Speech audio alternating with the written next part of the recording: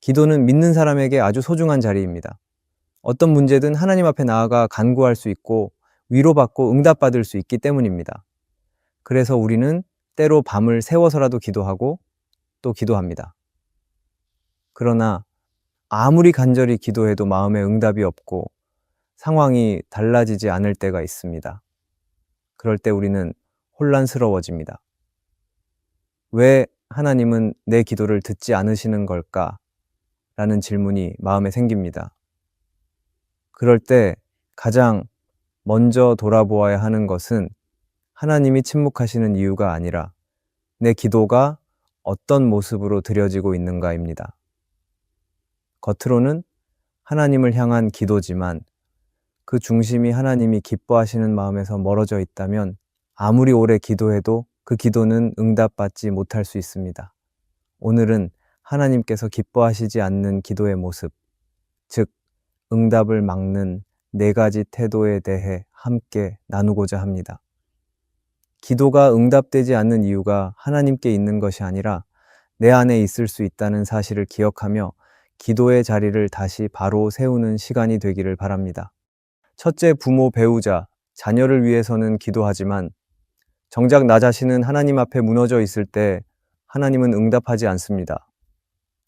가족을 위해 기도하는 마음은 참 귀합니다. 부모님의 건강을 위해 기도하고 배우자의 회복과 자녀의 미래를 위해 하나님께 간절히 매달리는 모습은 사랑의 표현이고 믿음의 고백이기도 합니다. 그러나 그 기도가 아무리 간절하고 정성이 담겨 있어도 기도하는 나 자신이 하나님 앞에 무너진 상태라면 하나님께서 그 기도를 그대로 받지 않으실 수도 있습니다. 하나님은 기도의 내용만이 아니라 그 기도를 드리는 사람의 중심을 함께 보시기 때문입니다. 성경에 나오는 엘리 제사장을 보면 이 사실을 깊이 깨닫게 됩니다. 엘리는 이스라엘의 제사장이었고 하나님의 일을 맡은 사람이었습니다. 겉으로 보기에는 누구보다 신실한 위치에 있었고 성막에서 봉사하는 삶을 살았지만 그의 마음은 하나님과 멀어져 있었습니다. 특별히 엘리는 자신의 2 아들 홈니와 비느하스가 하나님께 죄를 범하는 것을 알면서도 그들을 바로잡지 않았습니다. 아버지로서도 제사장으로서도 책임을 다하지 않았던 것입니다. 엘리는 분명 자녀들을 위해 기도했을 것입니다. 제사장으로서 백성들을 위해 기도하고 자녀들의 앞날도 염려하며 하나님께 간구했을 것입니다. 하지만 문제는 정작 자신이 하나님 앞에 회개하지 않았다는 것입니다. 자녀들의 죄를 방관했고 하나님의 말씀 앞에 자기 자신을 낮추지 않았습니다. 그래서 하나님은 엘리의 집안을 향해 심판을 선포하셨고 그의 가정은 무너지고 말았습니다. 오늘 우리도 같은 실수를 할 수 있습니다. 가족을 위해 기도하면서 정작 내 영혼이 하나님 앞에 깨어지고 회복되어야 한다는 사실을 놓치기 쉽습니다. 자녀가 변화되기를, 배우자의 마음이 돌아오기를 기도하면서 나 자신은 여전히 교만하거나 상처에 머물러 있을 수 있습니다. 하나님은 우리가 드리는 기도의 양보다 그 기도를 드리는 사람의 중심과 태도를 더 중요하게 여기십니다. 우리의 기도가 응답되지 않는 이유가 꼭 기도의 내용이 잘못되어서가 아니라 나 자신의 상태가 무너져 있기 때문일 수 있습니다. 겉으로는 기도하는 것처럼 보이지만 말씀을 가까이 하지 않고 예배는 드리지만 마음은 하나님과 멀어져 있다면 그 기도는 막힌 채로 남게 됩니다. 하나님은 우리를 사랑하시기 때문에 먼저 우리의 상태를 깨우치기 원하십니다. 그러므로 기도는 나부터 시작되어야 합니다. 하나님께서 내 안에 있는 무너진 마음, 불신앙, 습관적인 죄를 먼저 회복시키길 원하십니다. 내가 하나님 앞에 바로 설 때 내가 드리는 기도가 살아있는 기도가 됩니다. 그리고 하나님은 그 기도를 통해 우리 가정도 자녀도 회복시키시는 분이십니다. 기도는 사랑하는 사람을 위한 간구이기도 하지만 동시에 하나님과의 관계를 새롭게 하는 자리입니다. 그래서 우리는 먼저 나 자신의 영혼을 돌아보고 하나님 앞에서 정직하게 서는 일이 필요합니다. 하나님은 그런 마음을 기뻐하시며 그런 사람의 기도에 반드시 응답해 주십니다. 우리가 가족을 위해서는 기도하는 것만이 아니라 나 먼저 하나님 앞에 서 있기를 바랍니다. 둘째, 기도의 응답을 통해 누군가를 이기고 싶어 하고 은혜를 이용해 우월해지려는 기도에 하나님은 응답하지 않습니다. 하나님께 기도할 때 우리의 마음 깊은 곳에서 무슨 동기가 흐르고 있는지를 돌아보는 것은 매우 중요합니다. 어떤 사람은 응답을 통해 하나님의 영광을 드러내고 싶어 하지만 어떤 사람은 그 응답을 통해 다른 사람보다 앞서가고 싶은 마음을 품기도 합니다. 겉으로 보기에는 같은 기도처럼 보여도 하나님은 그 중심을 보십니다. 응답을 받은 후 자랑하고 싶고 누군가를 눌러 이기고 싶은 마음이 있다면 그것은 하나님께서 기뻐하시는 기도가 아닙니다. 이스라엘의 초대 왕 사울이 그 대표적인 인물입니다. 그는 왕이 된 후에도 하나님을 찾았고 여러 번 전쟁 앞에서 하나님께 묻고 기도했습니다. 그러나 그의 기도의 중심에는 하나님을 높이려는 순수한 믿음이 아니라 자기 자리를 지키고 싶어 하는 마음이 있었습니다. 사람들의 평가와 시선을 의식했고 하나님보다 사람들의 반응에 더 많은 관심을 가졌습니다. 그는 기도했지만 하나님을 의지하기보다 자신의 이익을 먼저 생각했습니다. 특히 다윗이 사람들의 인정을 받기 시작하자 사울의 마음은 더욱 어두워졌습니다.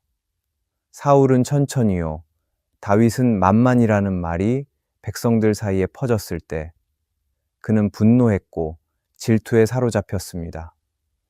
그는 하나님께 은혜를 구했지만 그 은혜를 통해 다윗보다 더 나은 사람으로 보이기를 원했던 것입니다. 기도도 했고 예배도 드렸지만 결국 그 기도는 자기 우월감을 유지하기 위한 수단이었습니다. 하나님은 이런 기도를 받지 않으십니다. 하나님의 응답은 경쟁에서 이기기 위한 도구가 아니며 누군가를 눌러 이기기 위한 무기가 아닙니다. 기도의 목적은 하나님과 더 가까워지는 것이고 하나님이 이루시고자 하는 뜻에 내가 순종하는 것입니다. 사울은 이 사실을 잊고 결국 스스로 무너졌습니다. 하나님께서 그에게서 왕권을 거두신 이유는 그가 더 이상 하나님의 마음에 합하지 않았기 때문입니다. 우리도 이 부분을 조심해야 합니다. 내가 간절히 기도하고 있는 그 내용 속에 혹시라도 다른 사람보다 더 인정받고 싶거나 뭔가를 이루어 자랑하고 싶은 마음이 숨어 있다면 하나님은 그 기도를 거두실 수 있습니다. 하나님은 우리가 진실하게 그분을 높이기를 원하시지 기도의 응답을 통해 내 이름이 드러나기를 원하지 않으십니다. 기도의 응답은 내 능력을 증명하기 위한 도구가 아니라 하나님의 성품을 드러내기 위한 은혜입니다. 그래서 하나님은 우리의 동기를 보시고 정직하게 주님을 높이기 원하는 자에게 응답하십니다. 우리가 기도할 때 마음 깊은 곳에 경쟁심이나 자랑하고 싶은 욕심이 있다면 그것을 하나님 앞에 내려놓아야 합니다. 그래야 그 기도가 하나님께 닿을 수 있습니다. 하나님은 겸손한 자를 기뻐하시고 자기를 낮추는 자에게 은혜를 주시는 분이십니다. 우리가 기도의 응답을 통해 누군가를 이기고 싶어 하지 않고 은혜를 이용해 우월해지려 하지 않기를 바랍니다. 셋째, 하나님의 공의를 생각하지 않은 이기적인 기도에 하나님은 응답하지 않습니다. 하나님께서는 우리에게 기도할 수 있는 은혜를 주셨습니다. 어떤 문제든지 주님께 가지고 나아가면 하나님은 듣고 응답해 주시는 분입니다. 그러나 그 기도의 내용이 오직 나를 위한 것이라면 다른 사람은 전혀 생각하지 않고 나의 이익만을 위해 하나님을 이용하려 한다면 하나님은 그 기도를 응답하지 않으십니다. 왜냐하면 하나님은 정의와 공의를 기뻐하시는 분이시기 때문입니다. 성경에 나오는 발람이라는 사람은 선지자였지만 그 마음의 중심에는 하나님의 공의보다 자기 욕심이 있었습니다. 어느 날 모압 왕 발락은 이스라엘을 두려워해 발람을 찾아와 이스라엘을 저주해 달라고 요청합니다. 발락은 많은 보상과 명예를 약속했고 발람은 겉으로는 하나님께 기도하며 그 뜻을 묻는 척했지만 마음속에는 이미 자신의 이익을 따르고 싶은 욕심이 자리 잡고 있었습니다. 처음에 하나님은 분명히 말씀하셨습니다. 너는 그들과 함께 가지 말고 이스라엘 백성을 저주하지도 말라. 그들은 복을 받은 자들이다. 하지만 발람은 그것으로 멈추지 않고 다시 하나님께 묻습니다. 더 많은 보상을 주겠다는 말에 흔들려 결국 하나님께서 허락하셨다는 말에 기대어 발락을 따라갑니다. 그러나 하나님의 진노가 그에게 임했고 나귀를 통해 경고를 받는 수치스러운 일이 벌어졌습니다. 발람은 기도했지만 그 기도는 이미 방향이 잘못되어 있었습니다. 하나님의 뜻을 구하는 척하면서 사실은 자신의 이익을 얻고자 한 것입니다. 하나님은 그런 기도에 응답하지 않으십니다. 도리어 그 길을 막으시고 경고하시며 그 중심이 하나님 앞에 바르게 서기를 원하십니다. 오늘 우리도 때때로 발람과 같은 태도를 가질 수 있습니다. 하나님의 뜻보다 나의 성공이 더 중요하게 느껴질 때가 있습니다. 내가 원하는 것을 이루기 위해 하나님의 이름을 빌려 기도할 수도 있습니다. 하지만 그런 기도는 결코 하나님의 응답을 끌어내지 못합니다. 하나님은 나 한 사람만을 위한 기도가 아니라 하나님의 공의와 사랑이 함께 담긴 기도를 기뻐하십니다. 기도는 단지 나의 소원을 아뢰는 시간이 아니라 하나님의 뜻을 듣고 순종하려는 마음을 드리는 시간입니다. 내가 원하는 것을 이루기 위해 하나님을 설득하려는 것이 아니라 하나님이 기뻐하시는 뜻에 나를 맞추어 가는 것입니다. 발람처럼 하나님의 경고를 무시하고 내 욕심을 따라가면 결국은 스스로 무너지고 맙니다. 그러므로 우리는 기도할 때 언제나 하나님의 뜻과 공의를 먼저 생각해야 합니다. 내가 원하는 일이 정말 하나님 앞에서 바른 일인지, 그 기도가 다른 사람에게 상처가 되지는 않는지, 하나님의 이름을 높이게 되는지 살펴보아야 합니다. 그럴 때 하나님은 기뻐하시고 우리의 기도에 응답해 주십니다. 하나님은 자기 중심적인 기도보다 하나님의 뜻에 순종하려는 겸손한 기도를 더 기뻐하시는 분입니다. 우리가 하나님의 공의를 생각하지 않은 이기적인 기도를 하지 않기를 바랍니다. 넷째, 다른 사람을 바꾸는 기도는 하지만 정작 내가 바뀌기는 원하지 않는 기도에 하나님은 응답하지 않습니다. 우리는 살아가면서 관계 속에서 많은 갈등을 경험합니다. 그럴 때 흔히 드리는 기도가 있습니다. 하나님, 저 사람을 바꿔주세요. 물론 이런 기도는 잘못된 것이 아닙니다. 하나님 앞에 사람을 올려드리고 그 사람이 하나님 뜻대로 변화되기를 구하는 것은 좋은 일입니다. 하지만 만약 내 마음과 태도는 바꾸지 않으면서 상대만 바뀌기를 기대한다면 그 기도는 자기중심적인 기도일 수 있습니다. 하나님은 한 사람만을 바꾸기를 원하시기보다 우리 모두가 함께 자라가기를 원하십니다.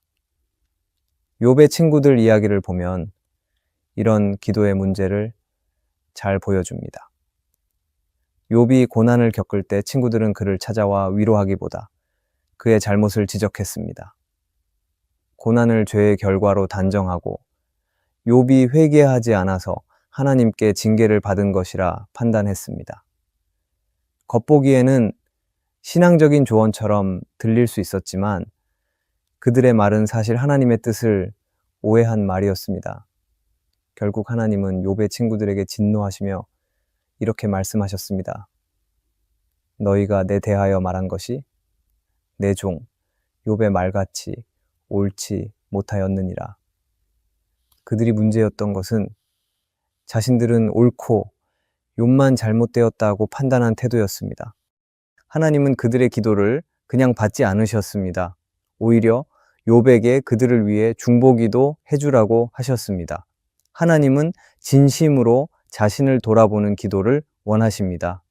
상대방을 바꾸어 달라는 기도도 필요하지만 더 중요한 것은 나의 말, 나의 태도, 나의 시선이 하나님 앞에 올바른지 돌아보는 것입니다. 오늘 우리의 기도 속에도 같은 문제가 있을 수 있습니다. 가정 안에서, 교회 안에서, 직장 안에서, 사람들과의 관계에서 저 사람이 바뀌면 다 괜찮을 텐데 라고 생각하며 기도할 수 있습니다. 하지만 하나님은 우리에게 이렇게 물으십니다. 너는 바뀔 마음이 있느냐? 너의 말과 태도는 내 마음에 합하느냐? 우리가 이 질문 앞에서 정직하게 자신을 바라볼 때 비로소 하나님은 우리의 기도를 받으시고 관계를 새롭게 하십니다. 팀 켈러는 기도라는 책에서 이렇게 말했습니다. 기도는 하나님을 움직이는 수단이기 전에 먼저 나 자신을 움직이는 도구가 되어야 합니다. 이 말처럼 기도는 나를 먼저 변화시키는 시간입니다. 내가 바뀌고 내 시선이 달라지고 내 마음이 하나님 앞에 깨어질 때 하나님은 그 기도를 통해 다른 사람도 바꾸시고 상황도 변화시키십니다. 진짜 기도는 나를 고집하는 것이 아니라 하나님 앞에서 나를 열고 낮추는 것입니다. 하나님은 자신은 바뀌지 않으면서 다른 사람만 바뀌기를 원하는 기도에 응답하지 않으십니다. 그러나 함께 변화되기를 소망하는 기도, 내가 먼저 달라지기를 원하는 기도에는 반드시 응답하십니다.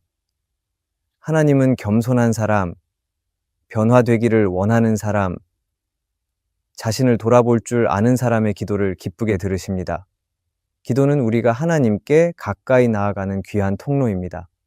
그러나 아무리 간절히 기도해도 응답이 더디거나 전혀 응답되지 않는 것처럼 느껴질 때가 있습니다. 그럴 때 우리는 종종 낙심하거나 하나님께서 나를 외면하신 것은 아닐까 생각하기도 합니다. 그러나 하나님은 결코 우리를 외면하지 않으십니다. 다만 우리의 기도가 하나님의 뜻에서 멀어져 있을 때 그 기도에 즉각적으로 응답하시지 않을 뿐입니다. 오늘 살펴본 것처럼 나 자신은 하나님 앞에 무너져 있으면서 다른 사람을 위해서만 기도할 때, 기도의 응답을 자신의 자랑으로 삼으려 할 때, 하나님의 공의를 무시하고 자기중심적인 마음으로 기도할 때, 또는 정작 나 자신은 바뀌지 않으면서 다른 사람만 변화되기를 원할 때, 하나님은 그 기도에 침묵하십니다. 왜냐하면 하나님은 단순히 우리의 입술만이 아니라 우리의 중심을 보시는 분이시기 때문입니다. 하나님께 응답받는 기도는 겸손한 기도입니다. 나의 상태를 정직하게 돌아보고 하나님의 뜻을 먼저 구하며 나를 변화시키기 원하는 기도입니다. 그럴 때 하나님은 우리의 기도 가운데 역사하시고 때로는 상황보다 더 중요한 우리의 마음을 먼저 다루시며 응답하십니다. 기도의 응답은 속도가 아니라 방향입니다. 얼마나 빨리 응답되느냐보다 하나님의 뜻 안에 올바른 마음으로 서 있는지가 더 중요합니다. 그러므로 우리는 기도의 응답이 지체되는 순간에도 하나님 앞에 머물러야 합니다.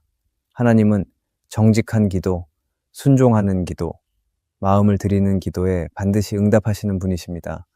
오늘의 말씀이 은혜가 되셨다면 댓글에 아멘이라고 적어주시면 감사하겠습니다. 여러분들이 남겨주시는 댓글은 정말 큰 힘이 됩니다. 그리고 여러분들이 눌러주시는 좋아요와 구독도 큰 힘이 됩니다. 오늘도 함께 해주셔서 감사합니다. 기도하겠습니다. 하나님 아버지, 오늘도 우리의 마음을 말씀으로 비추어 주시니 감사합니다. 우리가 드리는 기도가 때로는 응답되지 않는 이유가 내 마음의 태도와 중심에 있었음을 겸손히 고백합니다. 하나님, 우리의 기도가 하나님 마음에 합한 기도가 되기를 소망합니다. 내가 먼저 변화되기를 원하고 하나님의 공의를 헤아리는 기도가 되게 해주시기 바랍니다. 내 뜻이 아니라 하나님의 뜻을 먼저 구하게 하시고 내 중심을 다해 주님 앞에 서게 하여 주시기 바랍니다. 기도가 막히지 않게 하시고 응답받지 못하는 이유를 말씀 안에서 발견하며 회복의 길로 걸어가게 하여 주십시오. 응답보다 더 귀한 주님의 마음을 구하며 살아가는 우리 모두가 되게 하여 주시기 바랍니다. 예수님의 이름으로 기도합니다. 아멘.